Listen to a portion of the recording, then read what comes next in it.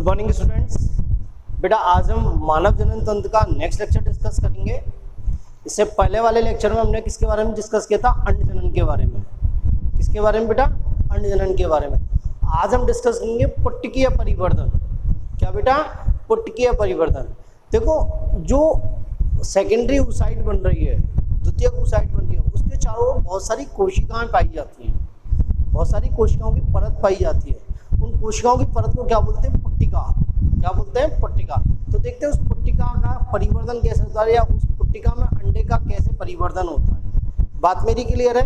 तो देखते हैं पुट्टिकीय परिवर्धन। तो होता क्या है, देखो बेटा, मैंने आपको पहले ही बताया था कि अंडजनन की प्रक्रिया या पुट्टिकीय परिवर्तन की प्रक्रिया भ्रूणीय अवस्था में शुरू हो जाती है, मादा की भ्रूणीय अवस्था में शुरू हो जाती है। तो होता क्या है कि शुरुआती भ्रूणीय अवस्था में, क्या बेटा? शुरुआती भ्रूणीय अवस्था में ये प्रिमोडियल जर्म सेल जो होती हैं, ये प्रिमोडियल जर्म सेल ये क्या होती हैं? योल्क सैक से, मतलब पीतक कोष से कहाँ स्थानांतरित होती है? ओवेरी में। इसे बोलते हैं पीतक कोष। पीतक कोष से कहाँ स्थानांतरित होती है? ये अंडाशय में। कहाँ स्थानांतरित होती है बेटा? अंडाशय में। और अंडाशय में जाके ये प्रिमोडियल जर्म सेल, इनमें क्या होता है? समसूत्री विभाजन होता है। क्या होता है बेटा? समसूत्री विभाजन, जिससे बहुत अधिक मात्रा में या बहुत अधिक संख्या में क्या बनती है? प्रिमोडियल जर्म सेल बनती हैं। क्या बनती है? Primordial germ cell. इन जो ये बनी है बहुत अधिक संख्या में, इनमें से मैक्सिमम प्रिमोडियल जर्म सेल क्या होती है? खत्म हो जाती हैं। किसके द्वारा? एक प्रोसेस के द्वारा, जिसे क्या बोलते हैं? एट्रीसिया। क्या बोलते हैं बेटा? एट्रीसिया। ठीक है। बची हुई प्रिमोडियल जर्म सेल ये क्या होती है? अंडाशय में विभेदित हो जाती हैं। क्या हो जाती है बेटा? विभेदित। और अब इन्हें क्या बोलते हैं? उगोनिया। क्या बोलते हैं बेटा? उगोनिया। ये उगोनिया आकार में वृद्धि करती है, और आकार में वृद्धि करने के बाद जो संरचना प्राप्त होती है उसे क्या बोलते हैं? प्राइमरी oocyte, प्राथमिक oocyte। क्या बेटा? प्राथमिक oocyte। ठीक है। जब लेडीज का जन्म होता है, इस लेडीज का जब जन्म होता है तो ये प्राइमरी oocyte कितनी होती है इसकी प्रत्येक ओवरी में? 2 लाख से लेके 20 लाख, 2 लाख से लेके 20 लाख। और इनमें से जब तक ये प्यूबर्टी में पहुंचती है, जब तक ये प्यूबर्टी में पहुंचती है, तो वो 2 लाख से 20 लाख कितनी रह जाती है? एवरेज 40,000 के करीब रह जाती हैं, 60 से 80,000 रह जाती है। कितनी रह जाती हैं? 60 से 80,000। अब 60 से 80,000 में से भी सिर्फ 400 से 450 ही परिपक्व होकर क्या निकालती हैं? द्वितीयक oocyte, सेकेंडरी oocyte निकालती हैं। क्या निकालती है बेटा? Secondary oocyte। बाकी सब खत्म हो जाती हैं, बाकी सब खत्म हो जाती हैं। तो ये किससे खत्म हुई? ये भी क्या हुई? एट्रीसिया से ही खत्म हुई। किससे खत्म हुई? एट्रीसिया से। तो मेरी बात समझ में आई? तो देखो होता क्या है, ये प्राइमरी oocyte इस प्राइमरी oocyte के सामने एक बहुत बड़ी प्रॉब्लम क्या आ गई कि एक तो इसको बचे रहना है, ये तो अभी भ्रूणीय अवस्था में, तो सिर्फ प्यूबर्टी तक बचे रहना है, प्यूबर्टी से फिर बाद में मीनोपॉज तक बचे रहना है। ठीक है। तो इस ये क्या अपना पोषण खुद नहीं बना सकती, क्योंकि ये क्या है? जनन कोशिका है। क्या बेटा? ये जनन कोशिका है। तो इसके सामने प्रॉब्लम है प्रोटेक्शन की और भोजन की, प्रोटेक्शन की और भोजन की। तो इसे प्रोटेक्शन और भोजन कौन ऑफर करता है? जो ओवेरियन कॉर्टेक्स, अंडाशय कॉर्टेक्स की जो कोशिकाएं, पुट्टिकीय कोशिकाएं, वो इसको क्या ऑफर करती हैं? भोजन, पोषण, और क्या ऑफर करती हैं? इसको सुरक्षा। तो होता क्या है बेटा, इस प्राइमरी oocyte के चारों ओर, इस प्राइमरी oocyte के चारों ओर चपटी पुट्टिकीय कोशिकाओं की एक परत बन जाती है। चपटी पुट्टिकीय कोशिकाओं की एक परत बन जाती है। ठीक है। जब ये परत बन जाती है तो ये संरचना को क्या बोलते हैं? Primordial follicle. क्या बोलते हैं बच्चा? Primordial follicle. मेरी बात समझ में आई? ये प्रिमोडियल फॉलिकल ऐसी रहती हैं। ये प्रिमोडियल फॉलिकल मादा के गर्भाशय में, मादा के अंडाशय में ऐसी पड़ी रहती है। कब तक? प्यूबर्टी तक। कब तक? प्यूबर्टी तक। प्यूबर्टी मीन्स जब तक उसकी MC स्टार्ट नहीं होती। जैसे ही प्यूबर्टी आती है, जैसे ही प्यूबर्टी आती है तो FSH और LH रिलीज होता है अग्रपीयूष ग्रंथि से। क्या? FSH और LH। और ये FSH मतलब फॉलिकुलर स्टिमुलेटिंग हार्मोन, ये क्या करता है बेटा? इन पुट्टिकीय कोशिकाओं में, पुट्टिकीय मीन्स फॉलिकुलर सेल्स में, इन फॉलिकुलर सेल्स पे क्या करता है? विभाजन को प्रेरित करता है।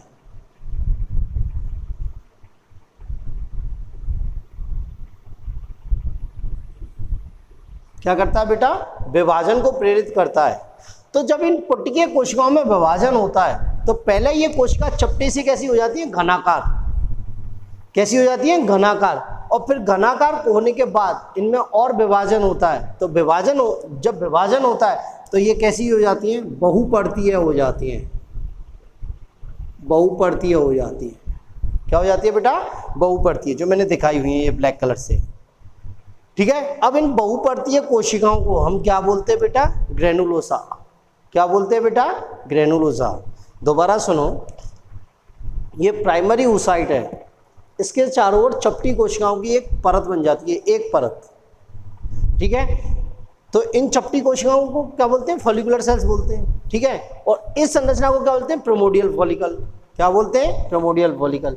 ये प्रिमोडियल फॉलिकल प्यूबर्टी तक ऐसी ही रहती हैं, अंडाशय में ऐसी पड़ी रहती हैं, अंडाशय में ऐसी पड़ी रहती है। जिनको पोषण मिलता रहता है वो बच जाती है, जिनको पोषण नहीं मिलता वो खत्म हो जाती है। क्योंकि भ्रूण अवस्था में कितनी है, 2 लाख से 20 लाख, और प्यूबर्टी तक कितनी रह गई है, 60 से 80 हज़ार या 40 हज़ार, बात समझे। तो बाकी की खत्म हो गई ना, क्यों, क्योंकि उनको पोषण नहीं मिला, ठीक है। बात मेरी समझिए। अब प्यूबर्टी जब आई तो अग्रपीयूष ग्रंथि से क्या स्रावित हुआ, FSH और LH। तो FSH means follicular stimulating hormone, पुट्टिका प्रेरक हार्मोन। तो इस फॉलिकुलर स्टिमुलेटिंग हार्मोन ने क्या किया, जो ये चपटी कोशिकाएं, ये फॉलिकल कोशिकाएं, इनमें क्या कहता है, विभाजन को प्रेरित किया। क्या किया इनमें, विभाजन को प्रेरित। तो विभाजन को प्रेरित किया तो क्या हुआ, पहले ये चपटी कोशिका कैसी हो गई, घनाकार, कैसी हो गई, घनाकार, और उसके बाद ये कैसी हो गई, डिवाइड होकर बहुपर्तीय। क्या हो गई, बहुपर्तीय। तो ये प्राइमरी oocyte के चारों ओर क्या हो गई, इस पुट्टिकीय कोशिकाओं की बहुत सारी परत बन गई। तो इन सभी परतों को सम्मिलित रूप से क्या बोलते हैं, ग्रेनुलोसा। क्या बोलते हैं बेटा, ग्रेनुलोसा। मेरी बात क्लियर है। नेक्स्ट देखें, एक तो ग्रेनुलोसा बन गई, एक दूसरी क्या होती है, ये प्राइमरी oocyte, ये प्राइमरी oocyte अपने चारों ओर क्या आती है, एक म्यूकोपॉलीसैकेराइड की परत स्रावित कर लेती है। किसकी परत, म्यूकोपॉलीसैकेराइड की परत स्रावित कर लेती है, और उस परत को हम क्या बोलते हैं, जोना पेलुसेटा। तो ये किसकी बनी होती है, म्यूकोपॉलीसैकेराइड, ये एकोस की होती है बेटा। कैसी होती है, एकोस की है, ठीक है। दूसरी बात, तीसरी बात क्या होती है, देखो ये जो पुट्टिकीय कोशिका या ग्रेनुलोसा है, इसके ऊपर क्या पाई जाती है, आधार कला। ये रेड कलर से जो दिखाई हुई है आधार कला है। इस आधार कला के ऊपर, इस आधार कला के ऊपर स्ट्रोमा की कोशिका, स्ट्रोमल कोशिका, क्या बेटा, या फिर आप याद रखो ओवेरियन कॉर्टेक्स की कोशिका एक परत बना लेती है। ओवेरियन कॉर्टेक्स की कोशिका जमकर क्या बना लेती है, एक परत, और इस परत को क्या बोलते हैं, थीका। क्या बोलते हैं बेटा, थीका। एक्चुअली ये कौन सी कोशिका होती है, स्ट्रोमल कोशिका। क्या होती है बेटा, ये स्ट्रोमल कोशिका। तो इन स्ट्रोमल कोशिका की जो परत बनती है उसे क्या बोलते हैं, थीका, ठीक है। तो इस पूरी संरचना को क्या बोलते हैं, प्राइमरी फॉलिकल। क्या बोलते हैं, प्राइमरी फॉलिकल या प्राथमिक पुट्टिका। मेरी बात समझ में आ गई। एक बार दोबारा सुनो कि प्रिमोडियल फॉलिकल से जब प्राइमरी फॉलिकल बनी तो कितने चेंज हुए, 3 चेंज हुए सामान्यतः। कौन कौन से, एक तो ये चपटी पुट्टिका कोशिका पहले क्या हो गई, घनाकार, क्या हो गई, घनाकार, और घनाकार होकर क्या हो गई, विभाजित होकर कैसी हो गई, बहुपर्तीय। कैसी हो गई, बहुपर्तीय, जिसे क्या बोला, ग्रेनुलोसा। क्या बोला, ग्रेनुलोसा। एक चेंज ये हुआ। दूसरा चेंज क्या हुआ बेटा, ये प्राइमरी oocyte है, इसने अपने चारों ओर क्या स्रावित कर लिया, म्यूकोपॉलीसैकेराइड। क्या स्रावित कर लिया, म्यूकोपॉलीसैकेराइड, जिसे क्या बोला हमने, जोना पेलुसेटा। क्या बोला, जोना पेलुसेटा। तीसरा क्या हुआ, ये जो बेसमेंट मेम्ब्रेन है, आधार कला है, इस आधार कला के ऊपर स्ट्रोमल कोशिकाओं की एक परत बन गई। स्ट्रोमल कोशिकाओं की एक परत बन गई, जिसे क्या बोला हमने, थीका। क्या बोला, थीका। तो इस प्रकार इस प्रिमोडियल फॉलिकल में जब 3 चेंज हुए प्यूबर्टी के समय, तो ये क्या बनी, प्राइमरी फॉलिकल। क्या बनी बेटा, प्राइमरी फॉलिकल। बात समझे। डेवलपमेंट, विकास हो रहा है, लगातार परिवर्तन हो रहा है, लगातार विकास हो रहा है। तो जब परिवर्तन हो रहा है तो आगे क्या होता है, ये थीका है ना, थीका, ये थीका की सेल्स हैं, ये विभाजित होकर बहुपर्तीय हो जाती हैं। विभाजित होकर क्या हो जाती है, बहुपर्तीय, और 2 परतों के रूप में अरेंज हो जाती हैं। पहले तो क्या होती हैं, ये बहुपरतीय हो जाती हैं और फिर सारी जो परत बनती हैं वे दो परतों के रूप में अरेंज हो जाती हैं। कितने परतों के रूप में? दो परतों के रूप में। बाहरी परत को क्या बोलते हैं बेटा? बाहरी परत को बोलते हैं थीका एक्सटर्ना, बाहरी को। ये स्टोमल कोशिकाएं, देखो यहाँ स्टोमल कोशिकाएं पहले तो ये विभाजित हुई, विभाजित हो गए, इन्होंने बहुत सारी परतें बनाई। ये सभी परत कितनी? दो परतों में अरेंज हो जाती हैं बाद में। कितनी परतों में? दो परतों में। जो बाहरी परत होती है उन्हें बोलते हैं थीका एक्सटर्ना। क्या बोलते हैं बेटा? Theca externa. और इसके अंदर जो होती है उसे क्या बोलते हैं? Theca interna. क्या बोलते हैं बेटा? Theca interna. और ये थीका इंटरना क्या स्रावित करती है बच्चों? ईस्ट्रोजन। मैं आपको लगातार बोलता हूं ईस्ट्रोजन किससे स्रावित होता है? Theca interna, theca interna. तो ये वाली है वो थीका इंटरना। बात समझ में आई? ठीक है। तो स्टोमल कोशिका विभाजित हुई, विभाजित होकर उन्होंने बहुत सारी परत बनाई और ये बहुत सारी परत कितनी परतों में अरेंज हो गई? दो परतों में व्यवस्थित हो गई, दो परतों के रूप में व्यवस्थित हो गई। बाहर वाली थीका एक्सटर्ना और अंदर वाली थीका इंटरना। क्या बेटा? Theca interna. और ये थीका इंटरना क्या स्रावित करती है? ईस्ट्रोजन। क्या करती है? ईस्ट्रोजन। तो इस थीका इंटरना थीका एक्सटर्ना वाली स्ट्रक्चर को हम क्या बोलते हैं? सेकेंडरी फॉलिकल या द्वितीयक पुट्टिका। क्या बोलते हैं बेटा? सेकेंडरी फॉलिकल या द्वितीयक पुट्टिका। मेरी बात क्लियर है? नेक्स्ट देखते हैं। अब क्या होता है, इस द्वितीयक पुट्टिका से किसका निर्माण होता है? तृतीयक पुट्टिका का। इस द्वितीयक पुट्टिका से किसका निर्माण होता है बेटा? तृतीयक पुट्टिका का। तो तृतीयक पुट्टिका का जब निर्माण होता है तो क्या होता है? देखो, ये जो ग्रेनुलोसा की कोशिकाएं हैं, ये ग्रेनुलोसा की कोशिकाएं ये क्या हो जाती है? स्रावी हो जाती हैं। क्या हो जाती है? स्रावी, सीक्रेटरी हो जाती हैं। और ये क्या स्रावित करती हैं? पुट्टिकीय द्रव स्रावित करती हैं। क्या स्रावित करती हैं बेटा? पुट्टिकीय द्रव। ये कोशिकाएं इसकी ग्रेनुलोसा की ये कैसी हो जाती हैं? स्रावी। और क्या स्रावित करती हैं बेटा? पुट्टिकीय द्रव। अब देखो बेटा, जब पुट्टिकीय द्रव स्रावित करेंगी तो बीच में क्या होंगी? वो द्रव भर जाएगा, वो द्रव भर जाएगा तो बीच में क्या? एक गुहा बन जाती है। क्या बन जाती है बेटा? गुहा। और इस गुहा को क्या बोलते हैं? एंट्रम की गुहा। क्या बोलते हैं बेटा? एंट्रम की गुहा। दूसरा क्या होता है? ये थीका इंटरना थीका एक्सटर्ना ज्यादा क्लियर हो जाते हैं। थीका इंटरना थीका एक्सटर्ना क्या हो जाते हैं? ज्यादा क्लियर। और इस संरचना को क्या बोलते हैं? तृतीयक फॉलिकल। क्या बोलते हैं बेटा? तृतीयक फॉलिकल। मेरी बात समझ में आई? दोबारा सुन लो। ये द्वितीयक फॉलिकल में जो ग्रेनुलोसा की कोशिकाएं, ये ग्रेनुलोसा है, ये इसमें क्या पुट्टिकीय कोशिकाएं, ये पुट्टिकीय कोशिका क्या हो जाती है? स्रावी हो जाती है। क्या हो जाती है मेरे बच्चों? स्रावी। और स्रावी होकर क्या करती है? ये क्या करती है? पुट्टिकीय द्रव का स्राव करती है। इसका स्राव करती है बेटा? पुट्टिकीय द्रव का। अब जब पुट्टिकीय द्रव का स्राव करेंगे तो बीच में क्या होगा? पुट्टिकीय द्रव भरता जाएगा। इसे भरने के कारण क्या हो जाती है? इसे बीच में क्या बन जाती है? गुहा बन जाती है। और इस गुहा को क्या बोलते हैं? एंट्रम की गुहा। क्या बोलते हैं बेटा? एंट्रम की गुहा। मेरी बात क्लियर है? इस एंट्रम की गुहा युक्त संरचना को क्या बोलते हैं? तृतीयक फॉलिकल। क्या बोलते हैं बच्चों? तृतीयक फॉलिकल। इस तृतीयक फॉलिकल में विकास होता है तो फिर क्या बनती है? परिपक्व पुट्टिका बनती है या परिपक्व ग्राफियन फॉलिकल बनती है। वो देखो कैसे बनती है बेटा।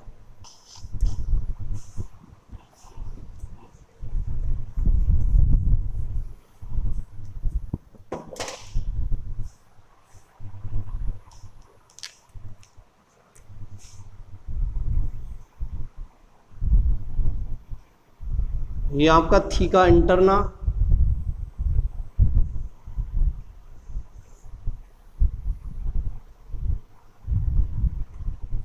ठीक है। इसके बाहर ये थीका एक्सटर्ना, इसे मैंने एक परतीय दिखा रखा है, आप चाहो तो और बहुपर्तीय भी दिखा सकते हो, कोई प्रॉब्लम नहीं है। ठीक है बेटा। दूसरी बात, जब ये तृतीयक फॉलिकल किस में परिपक्व हो रही है? ग्राफियन फॉलिकल में।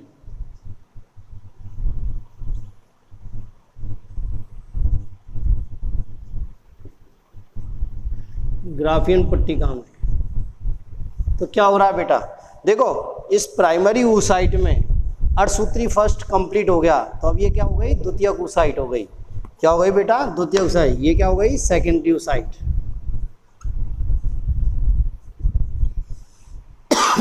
ये क्या हो गया? थीका एक्सटर्ना, और ये क्या हो गया थीका इंटरना। क्या हो गया बेटा थीका इंटरना। मेरी बात समझ में आई। अब देखो बेटा ये एंट्रम की गुहा बड़ी होती चली जाएगी, एंट्रम की गुहा बड़ी होती चली जाएगी। जब एंट्रम की गुहा बड़ी होगी तो क्या होगा बेटा, ये जो ग्रैनुलोसा की कोशिकाएं ये 3 परतों के रूप में व्यवस्थित हो जाएंगी, 3 परतों में व्यवस्थित हो जाएंगी। दोबारा सुनो, ये एंट्रम की गुहा आगे बड़ी होगी क्योंकि ये क्या हो गई, स्रावी हो गई हैं, ग्रैनुलोसा की कोशिकाएं स्रावी हो गई हैं, तो ये और फॉलिकुलर तरफ का स्राव करेंगी, तो ये एंट्रम की गुहा बड़ी होती चल जाएगी। जब एंट्रम की गुहा बड़ी होगी तो ये फॉलिकुलर कोशिका नहीं है, ये पुट्टिका कोशिका, ये 3 परतों के रूप में अरेंज हो जाएंगी। देखो एक परत कहाँ अरेंज हो जाएगी, इस पर्दी पर,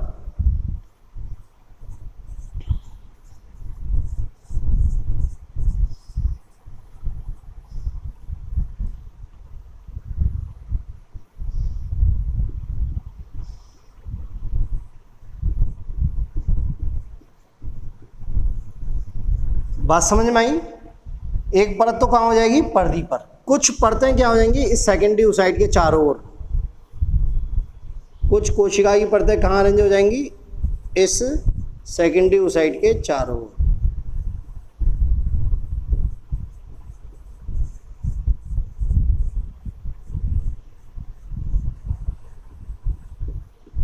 ठीक है बेटा, और बाकी परतें कहाँ अरेंज हो जाएंगी, इस oocyte के चारों ओर की कोशिका और पर्दीय कोशिका के बीच में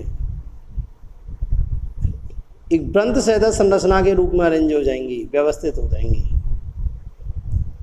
वृंत सैदर संरचना के रूप में व्यवस्थित हो जाएंगी। तो देखो बेटा ये जो सेकेंडरी oocyte के चारों ओर कोशिकाएं, ये सेकेंडरी oocyte के चारों ओर जो कोशिकाएं, पुट्टिका कोशिकाओं की जो परतें हैं, इनको क्या बोलते हैं, कुमुलस ओफोरस। क्या बोलते हैं बेटा, कुमुलस ओफोरस।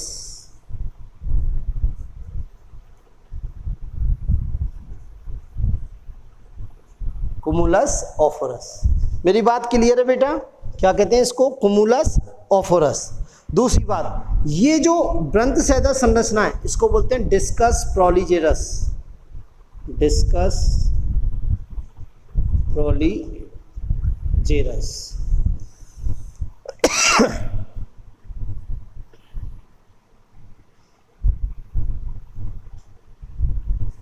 क्या बोलते हैं बेटा, डिस्कस प्रोलीजेरस। इसको जर्म हिल भी बोलते हैं बेटा। क्या बोलते हैं बेटा, इसको जर्म हिल भी बोलते हैं, डिस्कस प्रोलीजेरस और या जर्म हिल। मेरी बात समझ में आई।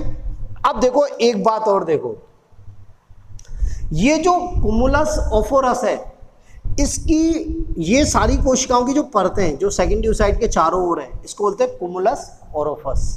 ठीक है बेटा। अब ये कुमुलस ओरोफस की जो सबसे अंदर की परत है, जो क्या है, सेकेंडरी oocyte के जस्ट ऊपर है, सेकेंडरी oocyte के जस्ट ऊपर है, इस लेयर को क्या बोलते हैं बेटा, कोरोना रेडिएटा, कोरोना रेडिएटा। क्या बोलते हैं बेटा, कोरोना रेडिएटा। बात समझ आई। और इस कोरोना रेडिएटा के नीचे हमको पता ही है क्या है, जोना पेलुसिडा, जोना पेलुसिडा। क्या बेटा, जोना पेलुसिडा। तो इस संरचना को पूरी को क्या बोलते हैं, परिपक्व पुट्टिका या ग्राफियन पुट्टिका। क्या बोलते हैं बेटा, परिपक्व पुट्टिका या ग्राफियन पुट्टिका। मेरी बात समझ में आई या नहीं आई। इसको क्या बोलते हैं हम, परिपक्व पुट्टिका या ग्राफियन पुट्टिका। बात क्लियर है। नेक्स्ट देखो बेटा, अब क्या होगा, ये परिपक्व पुट्टिका एमसी के 14वें दिन, एमसी के 14वें दिन क्या होगा बेटा, उस दिन क्या होगा, एलएच की सांद्रता सबसे अधिक होगी। एलएच की सांद्रता क्या होगी, सबसे अधिक होगी। एलएच मीन्स ल्यूटिनाइजिंग हार्मोन की सांद्रता सबसे अधिक होगी। तो क्या होगी, ये जो ग्राफियन पुट्टिका ये फट जाएगी, ये ग्राफियन पुट्टिका क्या हो जाएगी बेटा, फट जाएगी, और सेकेंडरी oocyte क्या आ जाएगी, बाहर आ जाएगी। सेकेंडरी oocyte क्या आ जाएगी, बाहर आ जाएगी। और बाहर आने के बाद जो ये ग्राफियन पुट्टिका बची है, या ये पुट्टिका जो बची है, इसको क्या बोलते हैं, कार्पस लूटियम। क्या बोलते हैं बेटा, कार्पस लूटियम। तो एमसी के 14वें दिन क्या होगा, सेकेंडरी oocyte क्या आ जाएगी, सेकेंडरी oocyte क्या आ जाएगी, बाहर आ जाएगी। और बची संरचना को क्या बोलते हैं, कॉर्पस लुटियम।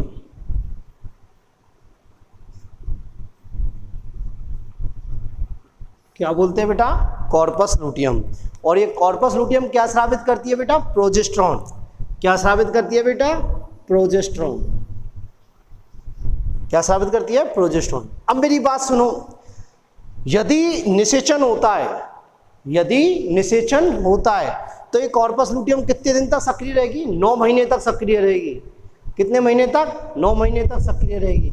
और इस कॉर्पस लुटियम को बनाए कौन रखेगा, एससीजी हार्मोन। कौन बना के रखेगा, एससीजी हार्मोन। और यदि निषेचन नहीं होता है तो ये कॉर्पस लुटियम कितने दिन तक सक्रिय रहेगी, 7 दिन तक, 7 से 9 दिन तक। और 7 से 9 दिन तक कॉर्पस प्रोजेस्टेरॉन निकालेगी। उसके बाद क्या होगी, इसमें तंतुओं का जमाव होने लगेगा कॉर्पस लुटियम में, और एक किसमें चेंज हो जाएगी, कॉर्पस एल्बिगेंस में। किसमें बेटा, कॉर्पस एल्बिगेंस में। अब जब कॉर्पस एल्बिगेंस में चेंज हो गई तो प्रोजेस्टेरॉन का स्राव नहीं होगा, प्रोजेस्टेरॉन का स्राव नहीं होगा। बात मेरी समझ में आई, ठीक है। तो हमने जो अब तक बोलते रहे कि ईस्ट्रोजन का सीक्रेशन कहाँ से होता है, थीका इंटरना से। कहाँ से होता है बेटा, थीका इंटरना से। और प्रोजेस्टेरॉन का स्राव कहाँ से होता है, कार्पस लुटियम से। कहाँ से होता है, कार्पस लुटियम से। तो ये है आपका पुट्टिकीय परिवर्तन। क्या है मेरे बच्चों, पुट्टिकीय परिवर्तन। मेरी बात समझ में आई है नहीं आई, ये थोड़ा इंपॉर्टेंट ट्रिकली है, थोड़ा याद करने में थोड़ी सी प्रॉब्लम आती है कि पहले प्रिमोडियल फॉलिकल बनेगी, फिर प्राइमरी फॉलिकल बनेगी, फिर सेकेंडरी फॉलिकल बनेगी, फिर टर्सरी फॉलिकल बनेगी, और फिर क्या बनेगी, परिपक्व पुट्टिका बनेगी। ठीक है। प्रिमोडियल फॉलिकल में सिंगल लेयर होती है, एक लेयर, एक चपटी कोशिकाओं की एक परत होती है। जब ये प्रिमोडियल फॉलिकल प्राइमरी या प्राथमिक पुट्टिका में बदलती है तो इसमें 3 चेंजेस होते हैं। एक तो ये जो चपटी कोशिकाएं ये क्या होती हैं, पहले तो कैसी हो जाती हैं, घनाकार। घनाकार होकर क्या होती हैं, विभाजित होती हैं। विभाजित होकर क्या होती है, बहुत सारी परतें बना लेती हैं। तो इन परतों को सम्मिलित रूप से क्या बोलते हैं, ग्रैनुलोसा। दूसरी बार सेकेंडरी oocyte अपने चारों ओर क्या स्रावित कर लेती है, म्यूकोपॉलीसेकेराइड, जिसे क्या बोलते हैं, जोना पेलुसिडा। क्या बोलते हैं, जोना पेलुसिडा।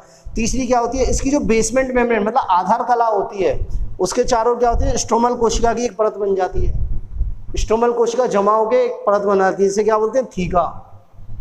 तो इसे क्या बोला, प्राइमरी पुट्टिका।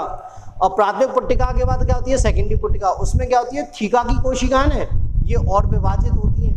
क्या होती है, विभाजित, और 2 परतों के रूप में अरेंज हो जाती है, 2 परतों के रूप में व्यवस्थित होती है। बाहरी को क्या बोलते हैं, थीका एक्सटर्ना। आंतरिक को क्या बोलते हैं, थीका इंटरना। और थीका इंटरना क्या निकालते हैं, ईस्ट्रोजन। क्या निकालती है बेटा, ईस्ट्रोजन। तो इस संरचना को क्या बोलते हैं, द्वितीय पुट्टिका।